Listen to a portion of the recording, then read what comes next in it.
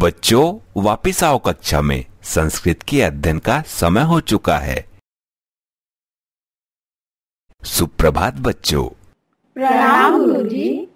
जी प्रणाम प्रणाम। आज तो खेल में सारंग की जीत हुई और रुद्रम की हार हुई।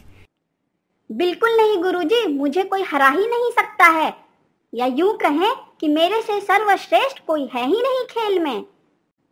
ये तो गलत बात है न रुद्रम। जीवन में एक बात हमेशा याद रखना, परिश्रम हमारे मन में गर्व को जन्म देता है और सफलता अभिमान जगाती है। जब तक आप स्वयं से ऊंचा उठने का प्रयास कर रहे हैं तब तक तो ठीक है, परंतु जब आपके मन में दूसरों को नीचा समझने का भाव आ जाए तो सावधान हो जाइए, क्योंकि यही अहंकार है।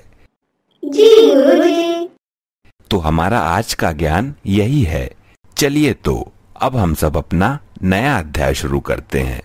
हमने वर्ण पढ़ा, हमने स्वर पढ़ा, अब हम व्यंजन पढ़ेंगे। जी गुरुजी। व्यंजन क्या है? हमने दांत मंजन सुना है। अब ये व्यंजन कहाँ से आ गया? चुप कर वरना गुरुजी सुन लेंगे। आज आप बहुत खुश नजर आ रहे हैं। नाम क्या है आपका? मैं भूल गया हूँ। नाम में क्या रखा है गुरुजी? विद्या नाम की लड़की भी अक्सर परीक्षा में फेल हो जाती है।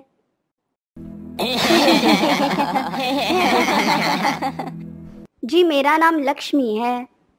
जी बहुत ही प्यारा नाम है। अब आप बैठ जाइए। व्यंजन क्या है?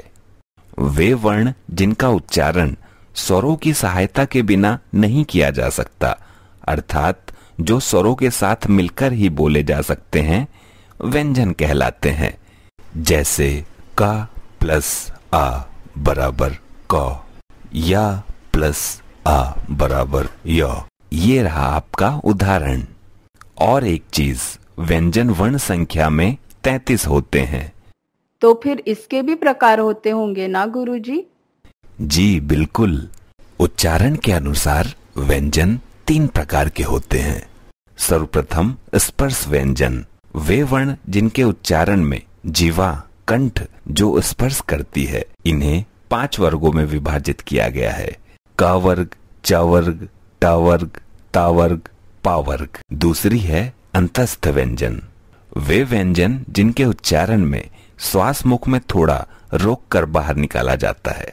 वो ये हैं य, र, ल, व। आप सबको सब समझ तो आ रहा है ना? यदि कोई कठिनाई आएगी समझने में तो जरूर पूछिएगा। जी बिल्कुल गुरुजी, हमें सब समझ में आ रहा है अच्छे से। और फिर आता है हमारा ऊष्म व्यंजन, वे व्यंजन जिनके उच्चारण में मुख में ऊष्मा हवा धीरे धीरे बाहर निकलती है, और वो ये हैं श, ख, स, ह। और इसे घर्षक भी कहते हैं। जी बिल्कुल सही जवाब। जी गुरुजी, अब मुझे संस्कृत विषय में भी रुचि आने लगी है, इसलिए मैं घर से ही पढ़ के आने लगी हूँ। कितना भी पढ़ लो, एग्जाम में तो फेल ही होना है। इतना ही नहीं, अयोगवाह भी एक स्वर है। अयोगवाह स्वर, स्वर या व्यंजनों के अलावा अन्य प्रकार के वर्ण भी संस्कृत भाषा में प्रयोग किए जाते हैं। तनिक इधर भी देखा हो सारंग बाबू। जी गुरुजी।